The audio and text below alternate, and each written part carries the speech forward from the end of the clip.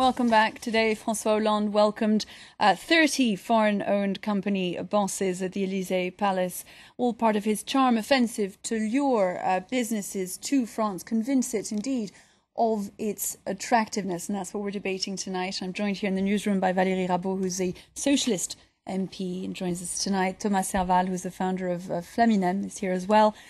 Émeric Ernoult, founder of Agora Pulse, with us as well, and Thibaut Dornon, the vice president of Génération Libre, is with us too. Now, we were talking about the proposed changes to the fiscal regime here in France for foreign companies investing. Valérie Rabault, what we've heard tonight is that what's needed and what has lacked so far is not so much a question of the size of the fiscal weight, it is the instability and the constant changes that people fear when they invest in France. Is that something, do you feel, that François Hollande can fix? For sure. This is actually the first step, is that we need to promote just what you mentioned before, the advantages existing in France, because no one knows them or believes them. This is the second step. The second one, it's true that we need stability. I know that we've raised this question plenty of times here. Politicians like, making reform, okay? But we need to give a clear direction to companies, and I think this is crucial, and I think this is part of what has been announced this morning by François Hollande. So it's true that, but we need to have the two legs together to be sure that everyone understands and is very clear on what is the framework in France, the taxation framework, which is not the case today, if I may mention. So more stability ahead. I want to put you something that one businessman said on our channel earlier today, that there were three figures in the French economy: 75, 60 and 35. 75 being the taxation rate for people who earn more than $1 million, 60 being the retirement age, 35 being the working week, all figures that needed fixing if François Hollande was going to convince people to come back to France. I don't know what a 35-hour work week is. Can you help me? No, I've never had one, and I think no one I know of have never had one. Well, for people investing in France and taking on French workers, they will have to deal with these sorts of constraints. Not for the bosses, but for the people. For all the people who work for them, usually who are, the top management of these companies. Which is an added difficulty when you're thinking of setting up a company. It's definitely perceived as a very big difficulty, and the problem is when you are, and we mentioned earlier, being fast companies, moving very fast, especially in the high-tech industry. I mean, there is no other choice than working a lot, and probably a lot more than 35, and there is no other choice than making a lot of efforts and sacrifices. And of course, this very rigid set of rules does not allow that kind of flexibility and fast pace. And the thing is, most of the people working for these companies are super happy to work a little bit more and to be more involved and to have more interesting jobs and tasks, and they don't really care about working less, they care about working better. I mean, having a better job and doing something they enjoy and they like doing. So I know it's, our situation is quite specific because we're in a high-tech industry, we're in the web, it's fun, it's sexy and everything, and not everyone has a job like this. But when you look at these rules, you see that they try to apply to everyone the same, and it doesn't work very well because we don't need the same set of rules. We can't be set in that box, all of us. We have different needs. And we've been talking about it precisely in the context of François Hollande's visit, which you witnessed last week in California, because he was speaking to the tech companies, this motor of the American economy. And I've seen several figures, 50,000 to 80,000 French people who live in the Bay Area were to be lured back to France, it would take substantial reforms on all those questions: taxes, regulations. The amount of changes are formidable when you consider them to create the right sort of business environment that those kind of people who went out west to make their mark would choose to come back to France. Well, I mean, the question that you can ask them is whether they want to come back. And honestly, the answer is no, for a very set of reasons. A, they get a better salary. But most of it, they're all living the dream of being rich. When you're an entrepreneur out of California, you go to your bank, and your bank is going to tell, oh, you're likely to be rich, so I'm going to lend you some money. You go to a bank, you say, I'm an entrepreneur. They say, oh, okay, sorry, you don't have regular incomes. I'm not going to loan you any money. So the overall fact that the taxes on salaries are also in California are actually higher if you have 2 kids or more. You're actually paying more taxes. They have to go to school, etc. Than you pay on average in France. You pay 45 plus taxes. But you have the fact that there is no limit on how much you can make.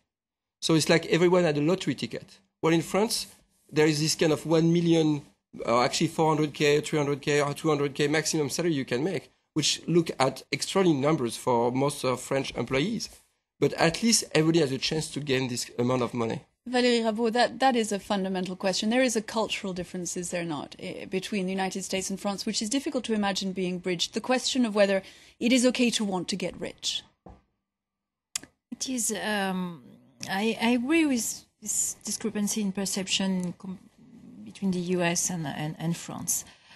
What is true, there is a story, taxation on revenue has 100 years. It was created in France in 1914, so it's 100 years.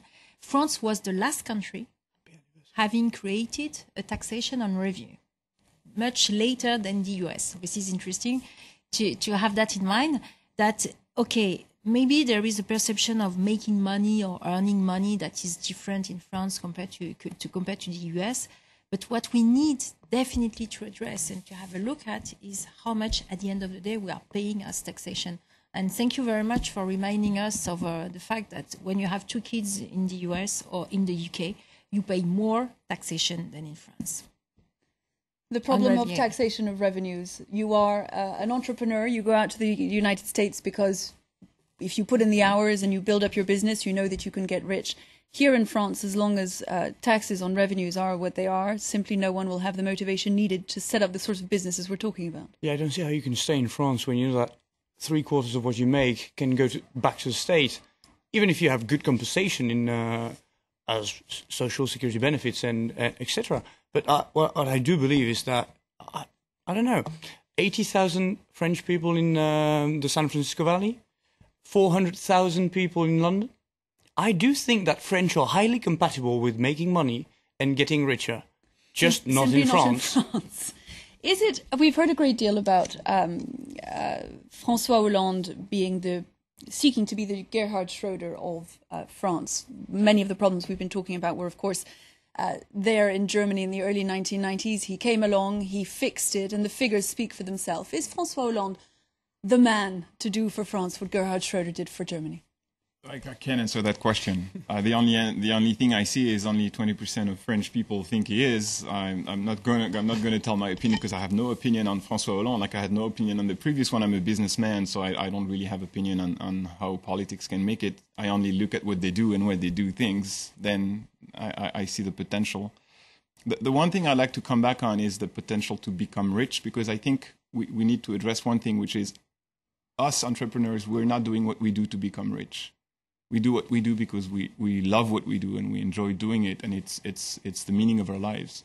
Becoming rich is something that's the cherry on top. That can be eventually happen to us, which makes it even brighter because we make a ton of sacrifices. We usually pay ourselves minimum wage for like 2, 3, 5 years.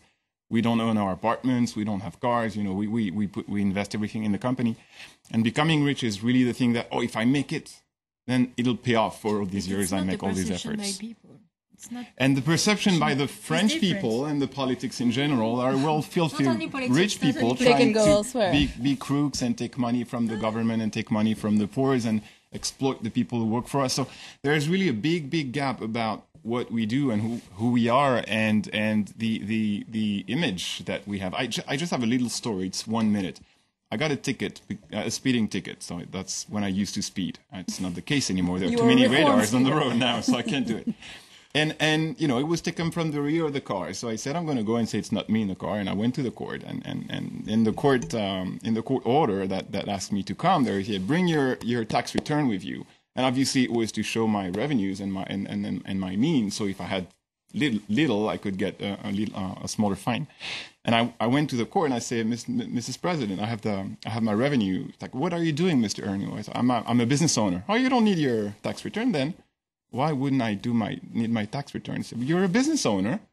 I said, yeah, but I make minimum wage. oh yeah, you're right. You don't have to be rich. It had seemed you're not impossible necessarily during the rich if you're a business owner. And I was shocked. It was just a little story, and obviously, but it was a sign of you're a business owner. You're rich. You're filthy. You know, you're taking money from the people who work for you. It reflects an attitude. It is when you consider the culture, when you consider the extraordinary reforms that would have to be carried out in order that France became attractive to those hundreds of thousands who've gone to work elsewhere. It seems a formidable mountain. Do you foresee it happening in this presidency or indeed in your lifetime? So let's maybe give some more lights on, at least I used to be in the US. I actually came back in France to create 4 companies on connected objects and a couple of those. So there are some advantages we can play on. Right now, France is a tax haven for R&D. So one of the things that's now some people actually I have attracted a Mexican-based company to come back to France to do R&D. And if you do R&D in France right now, you pay less than you would pay in India or in China, etc. So one of the things that is very important is based on the reform made the last 10 years, because the government and the previous one has been kind of consistent with Crédit Impôt Recherche and all those things, you have an extraordinary environment to do R&D in France. So now most of my company, and we created 50 jobs in less than a year, and 20 million of value. So we created some value. Is all the R&D is done in France. All the R&D is done in France, and I can explain why. I can explain because I have qualified personnel. I pay them half of the price or 1/3 of the price I would pay in California. But best, which is one of the biggest drawbacks from France, is people don't leave their job. Because in California, if someone has a better job and you get 100 and the next day you have an offer for 120, they will go for the other. When you do R&D, it's also time, and you want to have a faithful people. So, like if you look at WeThings, one of our company, Colibri, who does a connected toothbrush and other things, is that you have this ability to create brand new company with a lot of R&D inside. Criteo is another example. Dailymotion might be another one. But you can have a bunch of engineers that can have worldwide technology. The one part that we are missing is after R&D.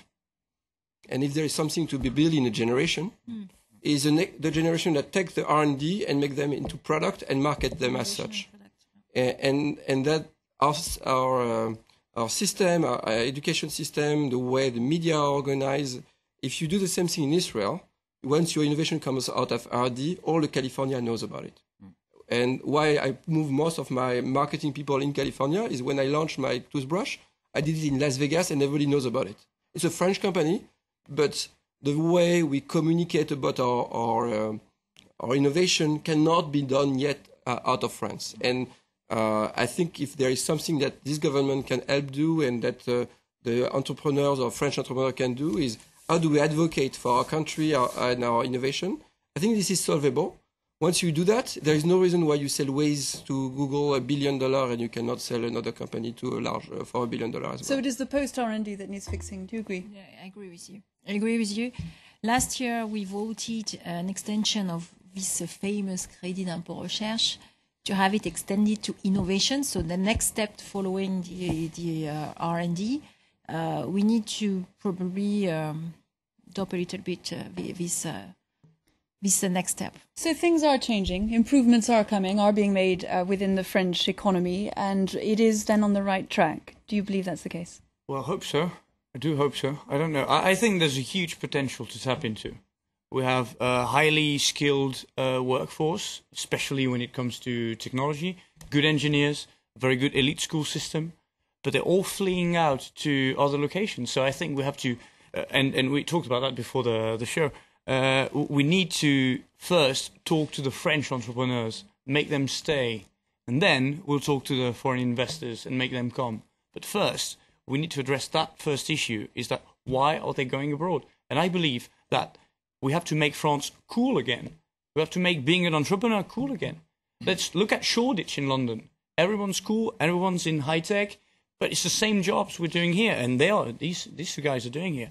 Listening to you, it sounds like it really is then a question of perception rather than fact. It isn't the taxes are not too high, the regulations are not too tight, the red tape is not too important. It is more how it's sold.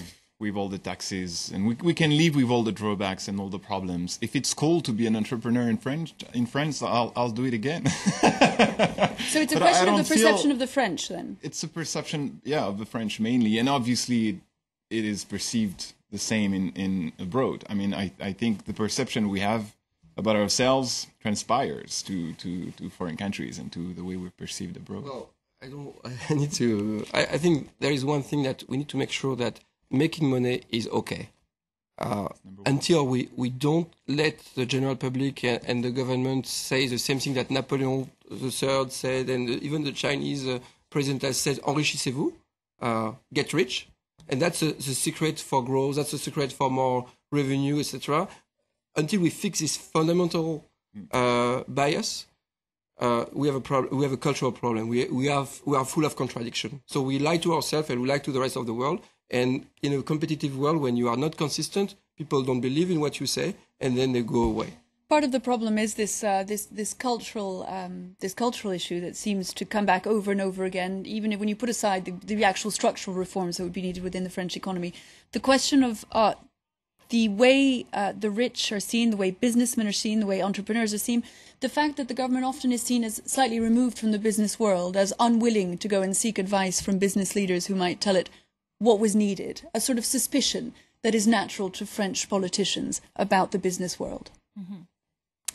It's true. I don't know. I did not make the comparison with the US or the UK. It's true that in French Parliament, we are only 11% of people having worked in companies before or in businesses, not as an entrepreneur like normal people, if I may. So it's a very low. I think it's a pity to have it such a low representation of people having worked before they've been elected. So maybe this might be part of the explanation. It's not the only one, but it might be a part. The second one, we have big companies in France. Most of them are in the top 3 in the worldwide, construction, etc. What we need to address is for the small business and to give, this is my perception, to give a strong, I think, message to the SME in France. To do so, the question is not to make CAC 40 or CAC 40 bashing. It's not the question. It's just to say that small business needs to have the same condition as the big one. And today it's not the case. It's not the case to get financing. It's not the case on taxation. It's not the case even on the way on social, the way it is organized. It's not the case on access to public market, etc., etc., etc. And at the end of the day, when you had up all these, I think, inequalities, the amount is big. It is. So we need to. I think the next step is to say to SME, we will lower all of these difficulties. It is one of the problems that one hears again and again. It's possible to create a company in France. It's very much harder to make it grow big. Yes. And it is a problem of financing. Well, partly.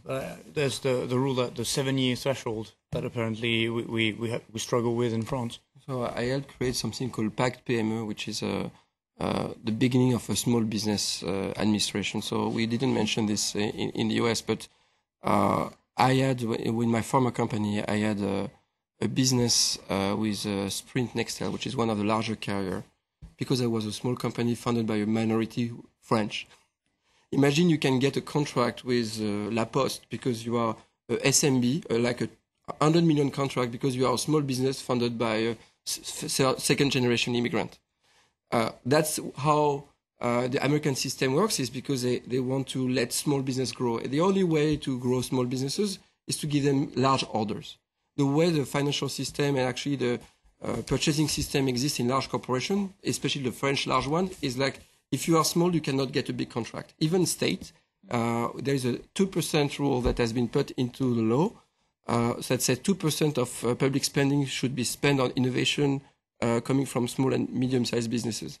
At the moment, no public purchaser knows how to make this rule into act, turn this rule into acts. So there is a very simple rule. It's like if we just divert 2% of our spending, is 200 billion euros for the public sector to small businesses, then you create the growth you need. And we are not doing it. We have been struggling with this because the last 30 years, France has negotiated on behalf of big corporations. And for the historical part of it, is we had a trade-off during the WTO negotiation. We prefer to protect our agriculture while the American and Japanese have their small business administration. It goes back then to this question of culture and of not protecting then the entrepreneur. And also, I think it goes back to the red tape question. Because when you're not able, because you don't have a lawyer to answer the public tenders and to go through all the different steps of a public contract, well, you can't get it. And I think it's too complicated for small businesses to get a contract with the administration. There are a number of things that can easily be done then. François Hollande has declared his determination to do them. But these are reforms that will take a great deal of courage and determination over the rest of his time in office. He seems only now to be paying attention to them. In fact, the beginning of his time in office has been marked by a spectacular lack of movement in that direction. Why is that so? I don't agree with you. When I remember in June 2012, so it was less than 1 month after he has been elected, there was a summit in Europe, and he insisted on the need to have investment made in the European countries. Today, everyone agrees with that today. But 18 months ago, this was more, the discussion was more on austerity, etc., expenses, public expenses reduction, etc. So it was very new to say, okay, we need to invest now. If not, we are going to kill the European countries. So he was the first one to have raised this issue, and it was in June 2012. So he did not maybe mention SMEs, etc. But what he raised is the need to have investment made in Europe. So he raised it early on. Do you, other three, feel that he did enough so far? Has he done what he might have to help you? I think first thing could be as a signal to the business world. Like, he should appoint someone who created a job in his or her life in Bercy. Just one. Out of 7 ministers, just one could be a good signal. It should be possible. Yeah, I think he could do it. What more could he have done so far?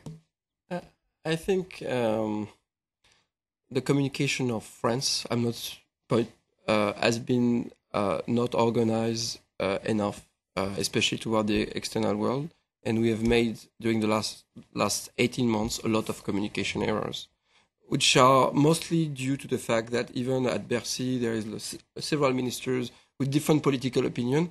And from Mr. Montebourg to Mr. Moscovici, you can see, and even just by reading the French press, you see the gap in terms of what those people believe. So I think the French economic policy has not been established and marketed enough, or at least with enough clarity and simplicity for the rest of the world to understand.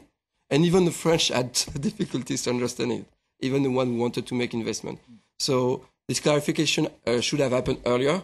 I think maybe, and we can see also this at the French Parliament, it seems that even inside the French Parliament, from the left side of the Socialist Party to the right side of the Socialist Party... We are 300. Yeah, no, can have some. But one of the things that business owner might ask is, do we have a social Democrat majority, which will be close to the German Social Democrat majority? And I think there is a majority of French people there. It is one of the questions. He is regarded as having made this social democratic turn. We now believe we have a social democrat in power here in France. A tweet from one of our viewers: does Hollande have a vision of future France? Do you believe then that this is where he will head for the end of his mandate, and that the kind of things that have been raised tonight are precisely the kind of things that he will make a priority? I think so. I think he would like to put pressure or to insist on 3 legs. The first one is to be sure that there is a strong signal given to business to have people convinced that France is business friendly. Definitely. The second one is the part of investment. We have 12 billion that has been added last year. There have been several things that have been made, and we need to have result on that. This is the second one. And the third one is Europe. France, as when we analyze the different, the place in France in Europe, we need to invest in Europe. If not, it will be very difficult to have businesses for all Europe, not only for France. It brings us, I'm afraid, to the end of tonight's debate. Valérie you very Rabault, much. Thomas Serval, Émeric Ernaud, and Thibault Dornon. Thank you to all of you for having been with us tonight. And I hope that in the next few months we'll have the opportunity to meet again and see how things have moved on or not. Thank you very much indeed for being with us. It is 55 minutes past 7. In just a few minutes, it'll be time for the news. Do stay with us.